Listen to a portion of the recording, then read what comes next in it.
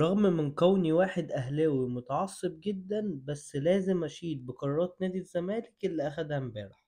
صلي على النبي وتعالى أقولك إيه هي القرارات. قرر مجلس إدارة نادي الزمالك برئاسة كابتن حسين لبيب وبقيادة كابتن عبد الواحد السيد مدير الكرة نادي الزمالك بالاستغناء عن محمد صبحي حارس الفريق اللي أصلا لعب حوالي 33 ماتش دخل فيه 41 جول.